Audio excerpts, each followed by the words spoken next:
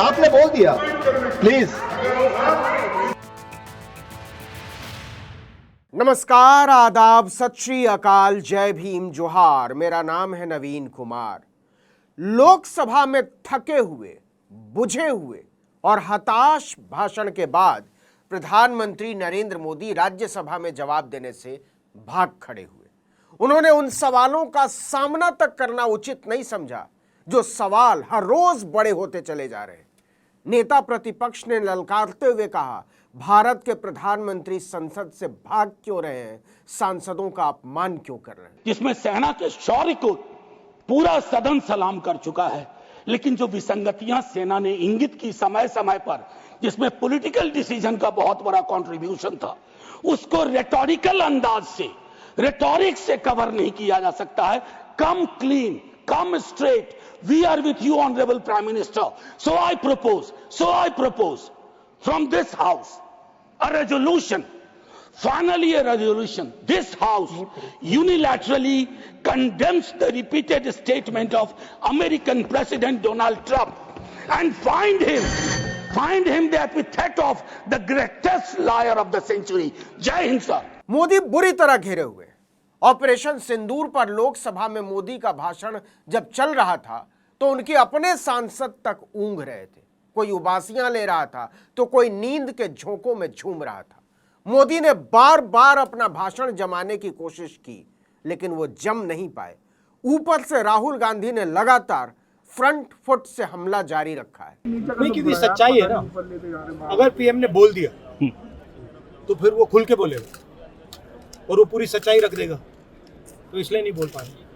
और सर, बार बार ट्रम्प जो है इस बात को कहते हैं, तो आपको लगता है कि हमारा जो स्टैंड है कहीं ना कहीं हल्का पड़ता है भारत का? नहीं, अभी क्या होगा, अभी वो कह रहा है, वो कह क्यों रहा है? क्योंकि वो अपनी ट्रेड डील चाहता है, तो वहां पे दबाएगा इनको। आप देखना कैसी ट्रेड डील बनती है। मोदी समझ गए थे कि राज्यसभा में एक बार फिर से डोनाल्ड ट्रंप वाला मामला उठ जाएगा, क्योंकि रूस से सस्ता तेल खरीदने की वजह से अमेरिका ने 25% अतिरिक्त टैरिफ भारत पर लगा दिया है। ऊपर से जुर्माना ठोक दिया है। 1 अगस्त से लागू भी होने जा रहा है। विदेश मंत्री एस जयशंकर की सारी भाषणबाजी और नरेंद्र मोदी की गुरुवाई निकाल दी है डोनाल्ड ट्रंप ने। इसलिए प्रधानमंत्री ने तय किया कि राज्यसभा को चेहरा ही न दिखाना पड़े। नतीजा, उन्होंने पीठ दिखा दिया। सब सदन के मेंबर्स का ये पहले से ही डिमांड थी कि 16 घंटे चर्चा होने के बाद हमको इस सदन में प्रधानमंत्री आकर प्रकट होकर वो अपनी बातें रखेंगे और समाधान, जो भी हमने सवाल उठाए हैं, बहुत से सवाल उनको संबंधित है। ये नहीं कि आप कैपेबल नहीं है रिप्लाई देने के लिए, ये नहीं कहता मैं। हम आपको निपटाएंगे, तुम हमारे को निपटाओ, हम खेल खेलेंगे। लेकिन जिस प्रधानमंत्री यहां रहते हुए भी अगर इस सदन में नहीं आते तो इस सदन का अपमान है। धन्यवाद। नो, नहीं, ये नहीं हो गया। तो इसीलिए आपकी बात, सदन का अपमान करना, सदस्यों का अपमान करना ठीक नहीं है। ऊपर से गृह मंत्री ने और पोल पट्टी खोल दी कि हमारे प्रधानमंत्री को ज्यादा सुनना पसंद नहीं है। मतलब वो चाहते हैं कि केवल बोलते ही रहें और देश सुनता रहे। यही तो सवाल है। राज्यसभा भी तो यही चाहती थी कि मोदी जी बोलें, खूब बोलें। फिर बोला क्यों नहीं? आपकी जो डिमांड है उसी का जवाब दे रहा हूं। माननीय अध्यक्ष जी, पीएम साहब इनकी ऑफिस में ही है। उनको ज्यादा सुनने का शौक है क्या? भाई मेरे से निपट रहा है, काहे को प्रधानमंत्री जी को बुला रहे हो? अमित शाह की मुश्किल यह है कि वो प्रधानमंत्री नहीं है। मतलब आने वाले दिनों में हो जाए तो हो जाए, अभी तो मोदी उन्हें इस लायक नहीं समझते। योगी आदित्यनाथ उन्हें अलग से निपटाने में लगे रहते हैं। लेकिन गृह मंत्री को नेता प्रतिपक्ष ने अच्छे से झाड़ दिया कि अगर मोदी को सुनने का शौक नहीं है तो हम क्या यहां संसद में आइस पाइस खेलने आए? हम क्या यहाँ खेलने आए क्या? प्रधानमंत्री को यहाँ माननीय इस पर झेपे हुए अमित शाह ने बात संभालने की गरज में मल्लिकार्जुन खड़गे पर हमला बोलने की कोशिश की, लेकिन वो मोदी की तरह ही लड़खड़ाते चले गए। उनकी बात में वजन नहीं था। और मान्यवर खड़गे साहब उठा रहे हैं ज्यादातर महत्वपूर्ण मुद्दों पर कांग्रेस पार्टी खड़गे साहब को बोलने नहीं देती है, पीछे से सारे को खड़े करती है और वो ये मुद्दा उठा रहे हैं। खड़गे और पूरे विपक्ष ने साफ कह दिया कि हम प्रधानमंत्री से ही जवाब चाहते हैं और किसी भी ABC से नहीं। कांग्रेस के महासचिव जयराम रमेश ने ऑपरेशन सिंदूर पर चर्चा से पहले ही बिल्कुल यही बात साफ कर दी थी कि प्रधानमंत्री का मतलब प्रधानमंत्री ही चलेगा, उनके नाम पर खेलने वाले खिलाड़ी नहीं। नतीजा अमित शाह का भाषण शुरू होते ही पूरा विपक्ष वॉकआउट करने लगा। मैं आपको माननीय खड़गे जी, मैं आपको इन्फॉर्म करना चाहूंगा, BSC मीटिंग में मैंने ऑलरेडी एक्सप्लेन किया था आपके सदस्यों को। दरअसल ऑपरेशन सिंदूर और पहलगाम पर नरेंद्र मोदी की साख के बार बार पर खच्चे उड़े। भाजपा का यह भ्रम बुरी तरह से चकनाचूर हो चुका है कि मोदी बोलते हैं तो देश सुनता है। अब तो मोदी बोलते हैं तो भाजपा के सांसद भी नहीं सुनते हैं। 370 अबॉलिश करने के बाद छाती ठोक के मैंने देखा है राज्यसभा में कहा गया terrorism will be finished, we promise you. What happened? ये यात्री उसी भरोसे गए थे, आपने प्रॉमिस किया था। हम जा रहे हैं कश्मीर, हमारे लिए तो जन्नत है। मिला क्या उन लोगों को जन्नत से? Sir, you have destroyed the faith and the trust of people you promised. वो परिवार के लोग आपको कभी माफ नहीं करेंगे।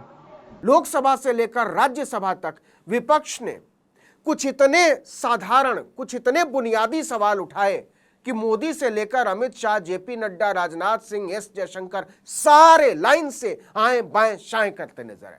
मसलन इस सवाल के जवाब से 56 इंची समेत सारे भाग खड़े हुए कि पहलगाम में आतंकी घुस कैसे गए। इस सवाल से भी 56 इंची समेत सारे भाग खड़े हुए कि ट्रंप ने 28 बार क्यों कहा युद्ध मैंने रुकवाया, उसे झूठा क्यों नहीं बोलते।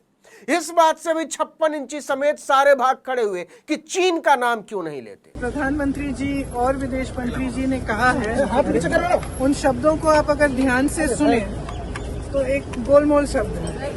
डायरेक्टली कहें, राहुल जी ने कल भी कहा, डायरेक्टली कहें कि अमेरिका के जो राष्ट्रपति हैं वो झूठ बोल रहे हैं, कहें सदन में। दरअसल ऑपरेशन सिंदूर पर चर्चा को लेकर मोदी पहले दिन से फंसा हुआ महसूस कर रहे थे। 3 दिनों की बहस में मोदी के तिलिस्म की सारी तीलियां हवा में उड़ती नजर आई। प्रधानमंत्री को इसकी सूचना मिलती है, प्रधानमंत्री जी अपना कार्यक्रम छोड़ के भाग के आते सऊदी अरबिया से। पूरा देश इंतजार कर रहा था कि प्रधानमंत्री जी आ रहे हैं। प्रधानमंत्री जी निश्चित पहलगाम जाएंगे।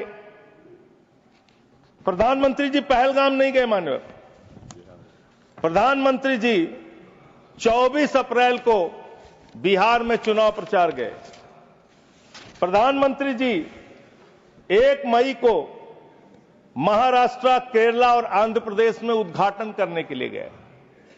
प्रधानमंत्री जी फिल्मी सितारों को संबोधित करने गए, फिल्मी सितारों को संबोधित करने गए, लेकिन जो लोग पहलगाम में मारे गए थे उनकी पीड़ा, उनका हाल, उनका दुख, उनकी तकलीफ जानने के लिए नहीं गए। शिवसेना की सांसद प्रियंका चतुर्वेदी ने तो अमित शाह की सबसे कमजोर नस दबा डाली कि प्रधान जी कह रहे हैं हमने पाकिस्तान से सारे रिश्ते खत्म कर डाले, तो पाकिस्तान के साथ क्रिकेट क्यों खेलने जा रहे हैं?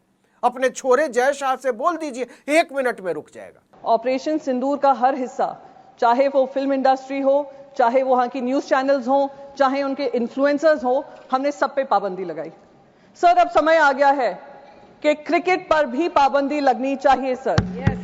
सर हमारे विदेश मंत्री ने कहा कि मैं गर्व होता है इस बात का कि मैं उस पार्लियामेंट्री डेलीगेशन में शामिल थी जिसकी जिम्मेदारी मुझे सरकार ने दी थी। हम 33 देशों में गए। वित्त मंत्री मिनिस्टर ऑफ एक्सटर्नल अफेयर्स कह रहे थे करीब 100 देशों से बातचीत हुई। मैं तो कह रही हूँ गृह मंत्री जी से, सर आपको बहुत जगह फोन करने की जरूरत नहीं पड़ेगी, एक इंटरकॉम पे ही फोन कर लेंगे। आईसीसी के चेयरमैन को अगर आप कह देंगे कि ये इंडिया पाकिस्तान मैच नहीं हो सकता तो नहीं होगा, ये हमारे ऑपरेशन सिंदूर की कामयाबी होगी। सर आपको क्या लगता है अमित शाह जय शाह को पाकिस्तान से क्रिकेट खेलने के लिए मना करने को कहेंगे? सवाल ही नहीं उठता।